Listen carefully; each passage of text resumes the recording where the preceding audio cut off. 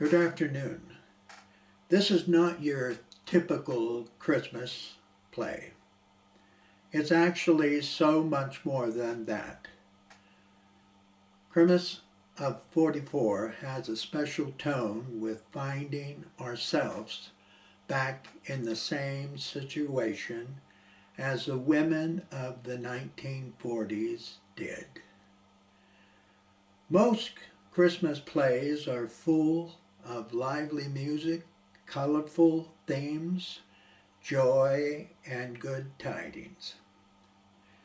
Christmas of 44 is more about the human spirit and the importance of the real gifts of life, like love and having relationships.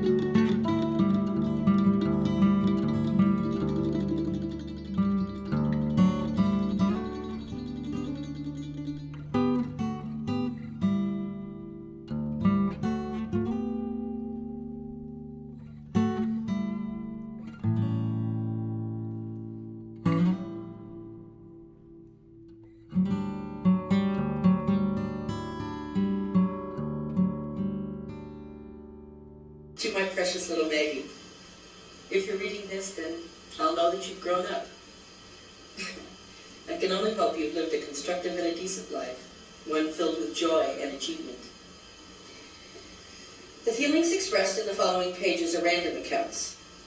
I thought you might enjoy them. Forever with love, Mother. How did she know you'd find her diary? Oh, she knew. She knew I'd eventually return to retrieve a part of myself left forgotten in the past. Exactly, if you don't mind my asking. What happened here? Well, this might shine a few clues. And this is as good a time as any. Have a look, shall we? Yeah. October 9th, 1944. It's been cold today with a slight breeze coming in from the east. Nothing particularly exciting is happening around town, except for the usual gossip regarding Mr. Heisenberg. Zona is still her delightful self, forever spreading rumors. I haven't received anything from Richard for nearly a week now. God knows I missed that man. And poor Mrs. Coolidge, but I'll get to that later when I'm not so tired. Richard would be so proud of little Megan. She's a true baseball fan at heart, especially with being a devout Cardinal fan.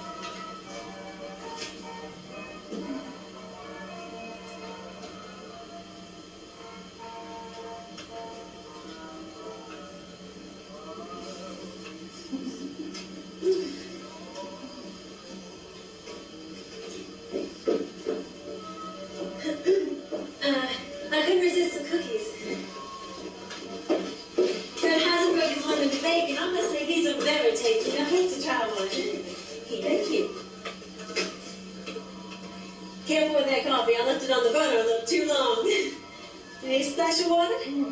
It's fine.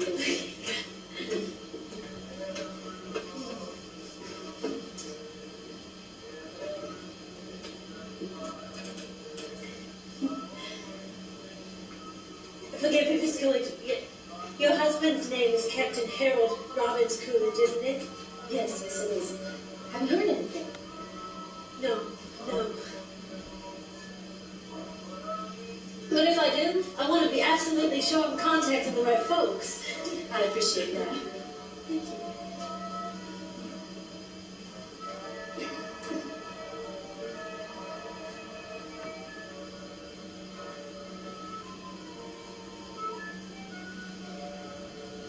I hope you don't think me too nosy and asking, but what became of your husband?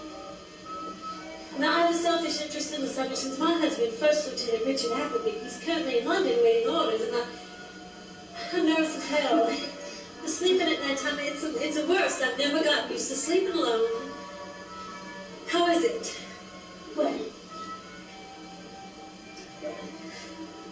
Do you ever get used to feeling your husband may not be coming home? He's coming home. Well, I'm not saying that he's not. I just feel like... Mrs. Appleby, my husband is a very brave man. When the Army informed me that Harris B-17 had been shot down in France and declared missing and presumed dead, a little voice whispered in my ear these exact words: "He's alive."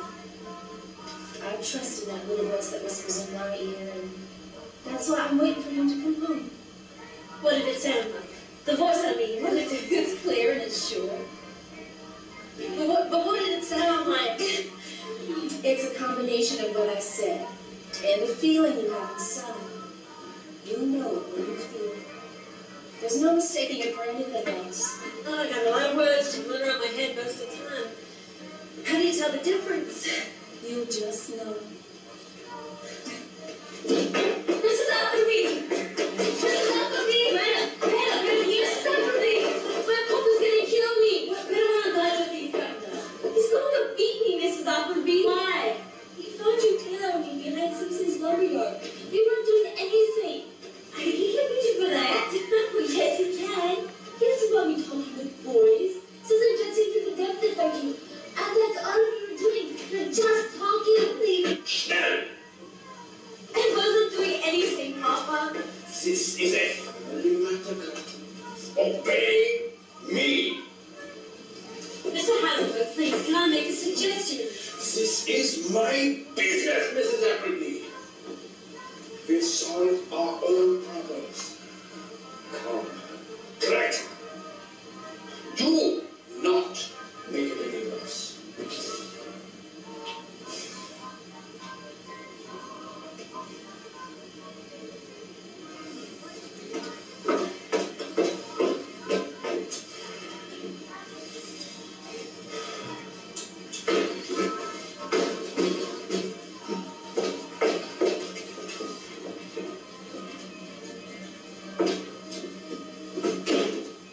Enough to put towards the mortgage payment. Times were tough back then, and you had to do things to pick up the slack. Naturally, my mother and I didn't always see eye to eye on my methods, but, well, she never denied the money once I took the reins. Who was Jason? Hired help by? Oh, he was much more than hired help. Jason was my dearest friend. People made fun of him because he wasn't like others. Jason was retarded. He was a 10-year-old trapped in a grown man's body. Most of the time, he didn't even know his own strength. How did he happen to get hired on? Oh, my mother felt sorry for him. She found him lying in the dirt bleeding outside the apartment that he and his older brother Louis shared. The story has it that they were both abandoned by their folks who were farm laboring drifters when Jason was only 12. Louis, who was only 2 years older than he was, watched over him, but he took to drinking. Well, that got the best of him at about age 37. One day, in a fit of drunken rage, Louis threw Jason out. They found Louis the next day, dead, on the kitchen floor.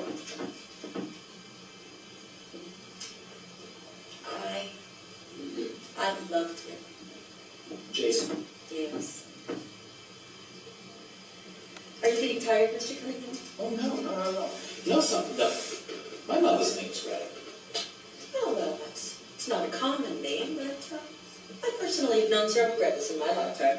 What was she like? Greta? Yeah. Oh, she was a dreamer. A born romantic. Always full of hope of meeting Mr. Right. She was troubled, though. I mean, with all that talk about her father, made her wish she was someone else. I swear, that girl lived inside her dreams more than she should have. Do you know whatever happened to her? I'm not sure. My mother and I left this town shortly before my 13th birthday. We moved to Maine to be closer to her family. We lost contact with everyone here the day we left. Well, are you ready for more, Mr. Cunningham? December 19th, 1944. Being the big movie fan that I am, I'd like to report that Mr. Louis B. Mayer is a tremendous scoundrel for leaving his poor wife after she attempted suicide several times. And shame on Ann Miller for allowing herself to be seen with a man of his base character. I find it difficult to understand how thousands of screaming young women can find that skinny, oversized Adam's apple Frank Sinatra so desirable. He may have a moderately decent voice, but I do believe he'll fade into obscurity before the end of the decade. Bing Crosby's my favorite, and I just loved him in Going My Way. I'm deeply troubled by the new actors of today. One in particular is a young man who speaks as though he's got a dirty sock in his mouth.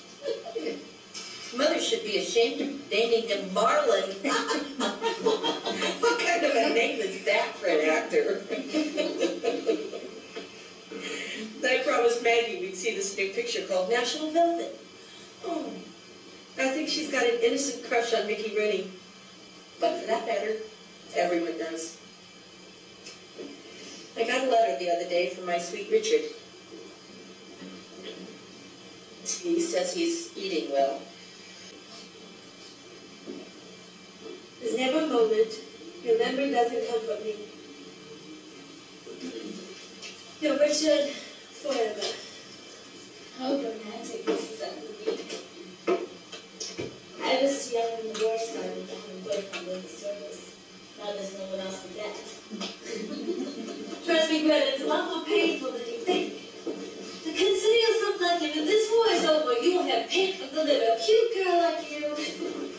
No telling how I'm asking to be. So many kids don't need your disappointment. They can never listen to you now. Be patient. Let us we're balancing things out. Certainly hope so. If I'm living good, when I'm father's war. At this rate, I'll 30 the war's over. Greta, I believe you'll be going through your front door by more than one man before your chin starts to sag. All right, Mrs. Appleby.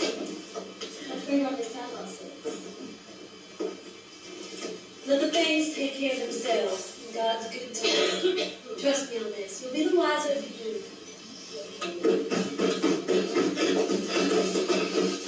Baby, what are you doing? Oh, yes, we're ready to have a baby. Why? Is it in the floor to do like that? What's the matter wrong with it? It's cold and that. Well, as long as it makes perfect sense to you, I guess I shouldn't have to worry. No, Mom. Do me a favor, don't run on the lake. You're not getting any thoughts. And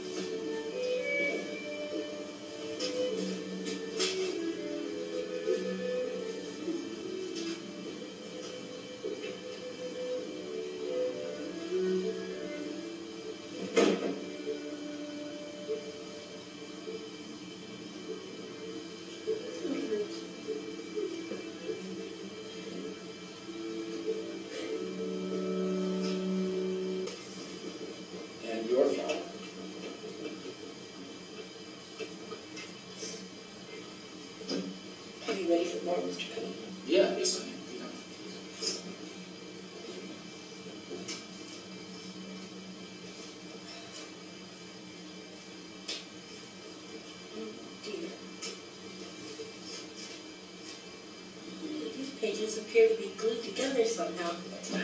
Oh, it must be the age or moisture or something.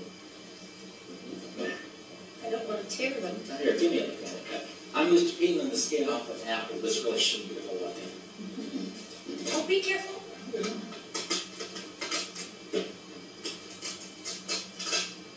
There you go. Thank you. Well, what do we have here? Anything more about Mr. Coolidge? These pages are glued together by blood. Let me take a look. No, this could be some kind of juice or something. No. I don't think it's blood. Well, how can you be that sure? Understand? What does it say?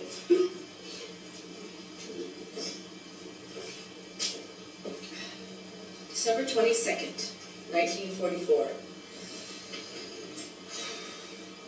Still shaken by Mrs. Coolidge's visit, but she means well. The days have been a little colder than usual for this time of year. A matter which deeply concerns me is Greta's preoccupation with boys.